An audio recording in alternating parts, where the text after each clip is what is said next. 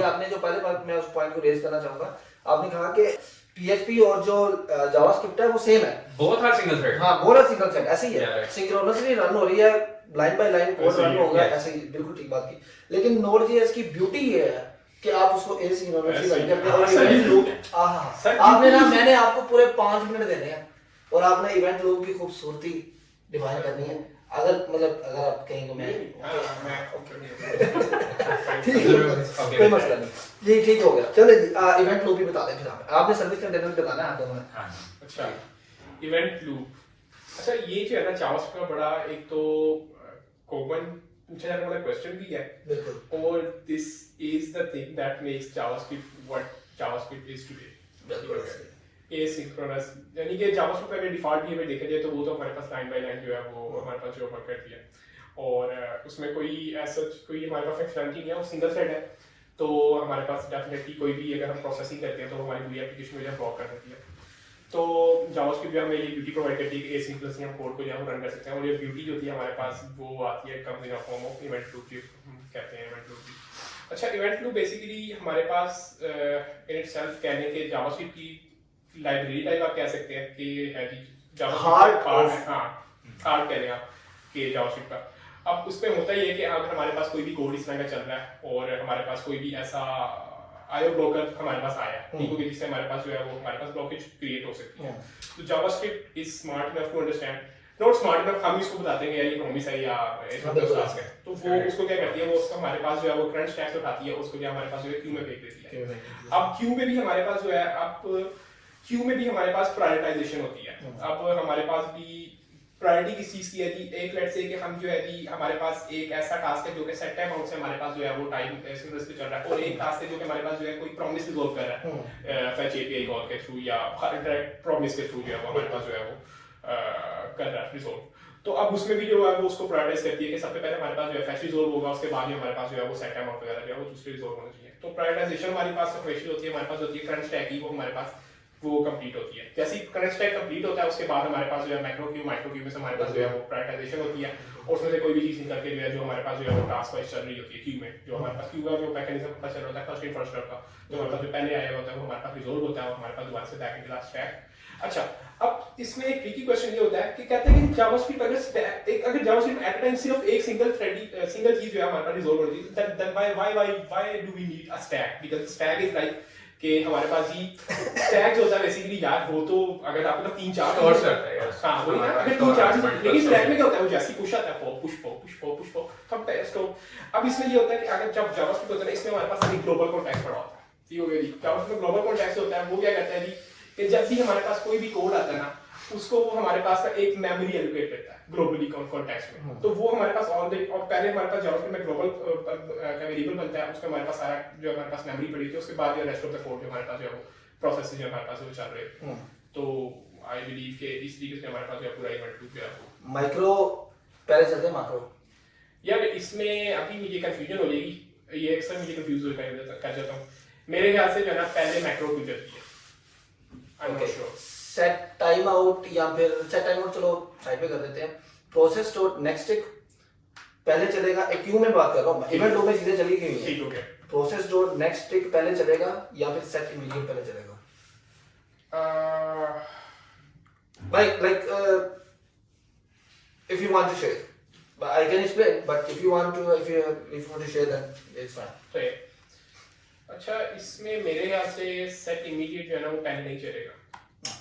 क्योंकि असल में बेसिकली जो नोड का मैंने ना नोड का भी रिसेंटली पूरा वर्किंग मैकेनिज्म पढ़ा के ना वो किसी से चलता है, तो अभी वो मुझे कंप्लीटली डिवाइस नहीं है कि किसी से चलता है, लेकिन सेट इमीडिएट ना वो एंड पर आता है, उससे पहले सारे प्रोसेस वगैरह जो रिजॉल्व करके फिर सेट इमीडिएट पे आता है।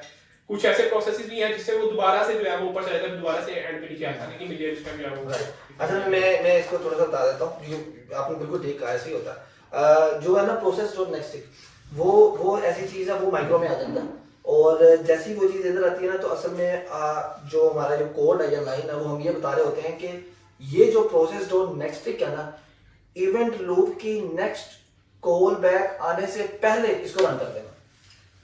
और सेट इमीडिएट असल में ये करता है कि जो भी सेट इमीडिएट के जब वो पैटर्न में लिखा होगा उसमें आपने ये चीज करनी है कि इवेंट लूप का ये जो साइकिल चल रहा है इसको छोड़ दो, नेक्स्ट वाला जब आएगा ना तब आपने सेंटीमीटर बदला।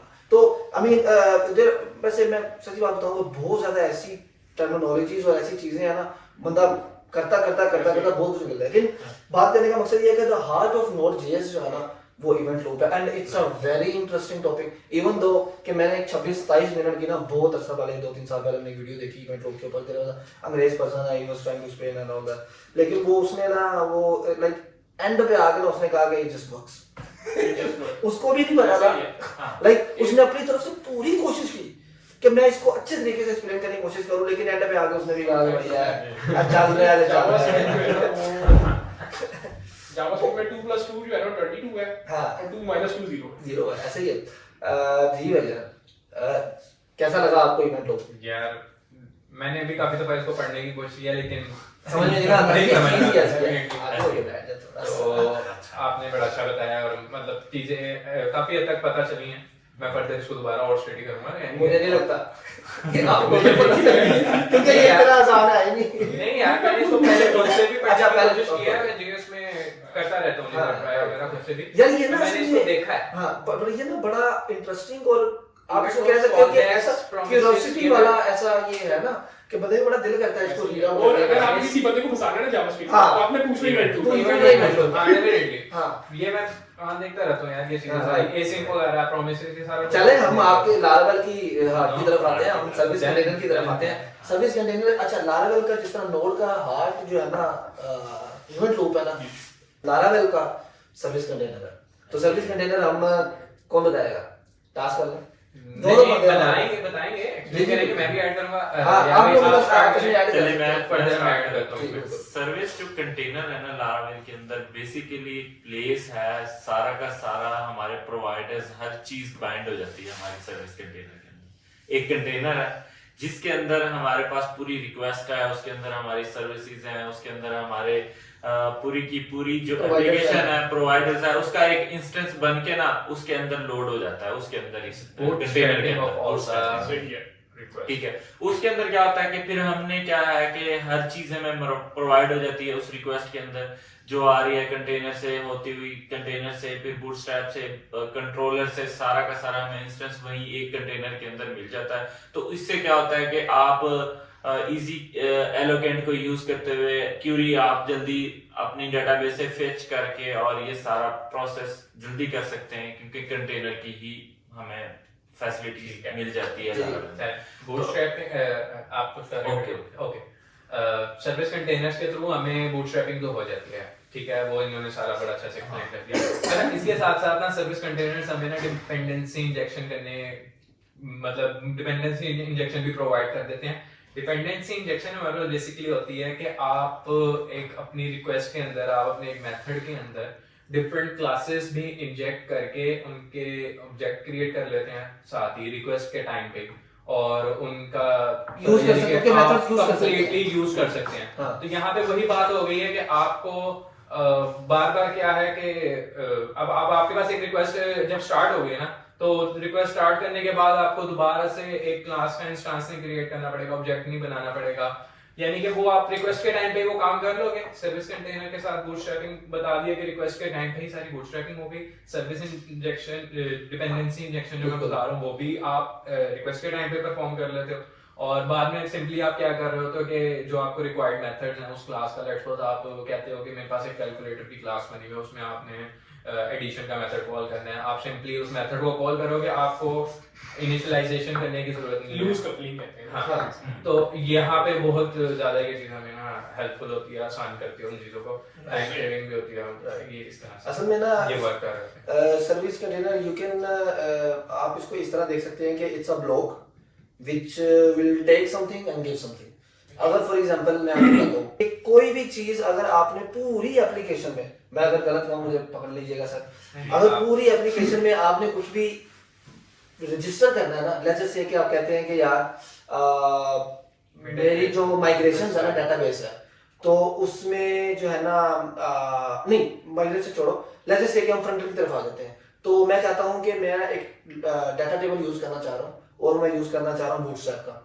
या फिर टेबल सीएसएस का, तो मैं जो ऐप सर्विस प्रोवाइडर है ना, असल में जो कंटेनर है उसको जाके उसके ऐप के मेथड के अंदर मैं लिखूंगा कि आपने जो भी डाटा टेबल यूज करने हैं वो आपने बूटस्ट्रैप के यूज करने हैं, तो वो पूरी एप्लीकेशन में मतलब आपने स्क्रैप उसके हार्ट को बता दिया कि भाईजान ये चीज ना मुझे पूरी एप्लीकेशन में ऐसा चाहिए, तो वो ऑटोमेटिकली वो आपको डिफाइन करने की जरूरत नहीं, हर जगह लिखने की जरूरत नहीं, उसने आपको करना ही ये वाला, वो ग्लोबली एक्सेसिबल और हर एक चीज ऐप के अंदर कोई भी सर्विस है, कोई भी लाइब्रेरी है, हाँ बिल्कुल ईच रिक्वेस्ट के टाइम पे वो चीज वहां पे आप यानी कि जैसी रिक्वेस्ट जैसे कि जावास्क्रिप्ट में एक यानी कि जो हम एक्सिस में यूज करते हैं इंटरसेप्टर टाइप होते हैं, इंटरसेप्टर में लिख दिया बिल्कुल, वो हाँ। आपको बार-बार लिखने की जरूरत नहीं है, वो हर रिक्वेस्ट में पूछे वगैरह उसको जो है वो अटैच करके जो है बिल्कुल, वो वो कंटेंट टाइप एप्लीकेशन जैसा है, ऐसे ही ऐसे ही और वो उसके बाद वो कोर्स का एरर भी आता होता है,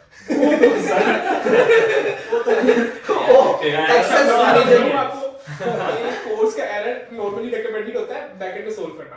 अच्छा हाँ। मैं जब दिखता था अभी कि ना यार क्या बात करने लगे हो यार, तो यार ये मैं आप लारावेल में भी आता है कोर्स आता है हाँ। अच्छा लारावेल में बहुत कम है ये, मैं सच बहुत बोलता हूँ, यार क्या आता है एक मिडलवेयर की वजह से आता है, कौन सा है मिडलवेयर? वो है उसका Address something. स्ट्रॉबेरी इस तरह कुछ करके नाम है, फेवरेट टाइप क्या पी है?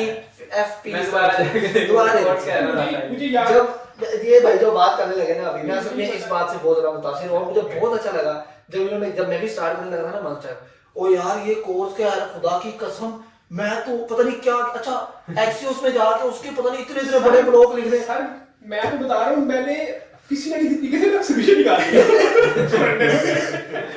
अब वो एरर मैं जो बता हो दूं, कहीं सोल्यूशन ये तो नहीं कि कमेंट कर दो अब ये तारीफ वालों को जा देता हूं ये इधर से आई एम नॉट रॉन्ग। तो मैं हूँ अब वो बड़ा परेशान मैं यार, मैं कि यार ये क्या सीन है, फिर जब बाय द टाइम जब आपको पता लगता है कि यार नहीं ये तो चीज ही आपके पल्ले नहीं है, ये तो हाँ। असल में बैकएंड पे जाके ही ये चीजें रिजॉल्व होती है, अगर ये बड़ी जबरदस्त चीज है, ये होनी चाहिए, होनी चाहिए, बिल्कुल होनी चाहिए। जिस तरह एक्सप्रेस है ना, तो एक्सप्रेस में आई थिंक पीछे जाके मिडलवेयर यूज होता है, वो अब तो उन्होंने उसके अंदर ही करना शुरू कर दिया, बिल्ट इन आना शुरू, पहले तो हमको इंस्टॉल करके करते थे, लेकिन एनीवेज मुझे बहुत अच्छा लगा। सर्विस कंटेनर हमने एक्सप्लेन किया, माशाल्लाह आप दोनों ने एक्सप्लेन किया, मैं नहीं बीच में, मैं तो लोड की तरफ था। आप सब कुछ अच्छा जी, तो अच्छा जी, अच्छा मंथ स्टैक का मैं अब यहाँ पर ना मैं थोड़े पॉइंट्स देना चाहूंगा। मंथ स्टैक को प्लस पॉइंट जाता है रियल टाइम जब आ जाती है ना बात, तो Definitely, fast भाई track और ये fast plus point real time चीजें बहुत ज्यादा अच्छी हैं। चला जाता है। लेकिन लेट्स जस्ट से कि आपका ना इवेंट लूप में ना कोई 15 रिक्वेस्ट कंकरेंट कनेक्शन चल रहे हैं, ठीक है, सही है, ठीक है, एक आप में से कोई बंदा उठता है और वो सीपीयू हैवी टास्क, क्योंकि ये नोड में ना ये चीज बड़ी जरूरी है, सीपीयू हैवी कोई फाइल एंटर कर देना या फिर इस तरह वो सीपीयू हैवी टास्क है। मुझे ना एक प्रॉब्लम है नोड से ना सिर्फ ये वाली कि अगर फॉर एग्जांपल एक प्रोसेस आपका स्लो हो गया ना, एक रिक्वेस्ट आपकी स्लो चली गई, एक कनेक्शन स्लो चला गया, उसने ना पूरा सिस्टम स्लो कर दिया। इस चीज में ना थोड़ा सा मुझे एक्सप्लेन करें कि क्या ये बस मेरी एक अजम्पशन है या फिर बाकी ये बात है? मुझे जहाँ तक लगता है कि स्लो तो हो जाता है, क्योंकि होता ये कि डेफिनेटली कि अभी वो सिंगल थ्रेडेड ही एक चीज रिक्वेस्ट कर रहा है, तो जैसे ही जो है वो अचानक ही जो है कोई इंटेंसिव टास्क आता है वो उसको जो है वो साइड पर फेंक देता है। अगर कोई भी एक आधी रिक्वेस्ट भी वो स्लो होती है। अच्छा इसमें ये चीज है कि कंकरेंसी के अलावा अगर देखा जाए ना वो स्लो करती है उसको, वो चीज है, लेकिन जो मैंने पर्सनली इस चीज को खुद एक्सपीरियंस नहीं किया अभी तक कि इस तरीके से कभी कोई मेरे साथ कोई वाकया हुआ हो कि जी नोट ने मुझे जो है वो हाथ करा दिया हो। नोट ने हाथ करा दिया। एक्चुअली वो चीजें अच्छा हैंडल करके चल रहे थे। देखो मजे की बात सुनो, उन्होंने कहा नोट एज हम ले रहे हैं मेल, हम लारावेल को एज अ फीमेल ले रहे हैं कि वो लारावेल, तुमने लारावेल आती है, तुम्हें नोट आता है, समझ रहे हो? तो यार ये चीज जो है थोड़ा सा मैं शायद इसलिए भी थोड़ा सा नोट की तरफ नहीं, वैसे टेक्नोलॉजी है यार, मैं इसमें कोई ऐसी दो राय नहीं है, लेकिन यहाँ पर सीपीयू हैवी टास्क में जब बात आ जाती है ना तब मैं भी मानता हूँ और कि इसमें नेगेटिव थोड़ा सा मतलब आ जाता है, लेकिन अगर वेल मैनेज्ड हो ना तो ये चीज नहीं भी आती। आपने अच्छे तरीके से जो है वो मैनेज किया, क्यूइंग सिस्टम आपका अच्छा हो, आपकी हर चीज अच्छी हो और आपने फॉल बैक्स अच्छे लिखे हुए हो, तो फिर काम अच्छा है। ये आपको वही हैंडल करनी पड़ती है, चलनी पड़ती है, क्योंकि वन हैवी रिक्वेस्ट जो होती है ना वो ब्रिंग्स डाउन एवरीथिंग, वो नोड में ये चीज होती है। लेकिन लारावेल को अगर प्लस पॉइंट की तरफ जगह है ना तो one request does not brings down everything, क्योंकि क्योंकि वो आइसोलेट रिक्वेस्ट सर्वी होती है, हर एक रिक्वेस्ट का ना अपना एक रिक्वेस्ट लाइफ साइकिल जो चल रहा होता है वो अपने अपने तरीके से। अच्छा ये बड़े मजे की बात है, PHP जो होती है ना हर एक रिक्वेस्ट के बाद अपने आप को रीसेट कर देती है, ये मतलब कि फ्रेश कर देती है अपने आप को कि भाईजान मैं हूँ नया बता रहा, नई रिक्वेस्ट आने दो। लेकिन अगर 1500 कंकरेंट क्वेश्चंस करेक्शंस अगर नोड में आ जाए ना और 1500 इधर आ जाए तो आई थिंक कौन जीतेगा वाला, कौन जीतेगा? लारावेल जीतेगा, पक्की बात है। डेफिनेटली ओके प्लस पॉइंट लाल को देगा। एक चीज वो हैवी टास्क को लारावेल बनाई इसलिए गई है ना कि वो हैवी टास्क नहीं हैवी टास्क नहीं, मैं मतलब 1500 ही लेट्स से कि एसएमएस सेंड करने का रिक्वेस्ट किया, 1500 ही नोड की तरफ गए हैं और 1500 ही एसएमएस सेंड करने के रिक्वेस्ट जब लारावेल में आया है। क्या लगता है आपको क्या होगा? फिर तो मेरे हिसाब से जो है वो the way you have written the logic वो ज्यादा इफेक्ट करेगी। लॉजिक जो उसके अंदर है वो तो डेफिनेटली आपकी ऑप्टिमाइज। लेकिन चलो ये वाली चीज मैटर करती है, ये चीज हम जो कमेंट्स में पूछेंगे। ऑडियंस ठीक हो गया, मतलब ये उनका हमारी तो अपनी एक राय पर्सपेक्टिव है समझ रहे, लेकिन असल में जो हो सकता है कोई सीनियर बंदा बैठा हो के ओए इंज नहीं ਹੁੰਦਾ ਓਏ ਉਹ सीनियर बैठा हो के ओए इंज नहीं ਹੁੰਦਾ ਇਹਨਾਂ ਮੈਂ लिखਦਾ था और ਤੁਸੀਂ पागल है गए बैठे हो। लेकिन एनीवेज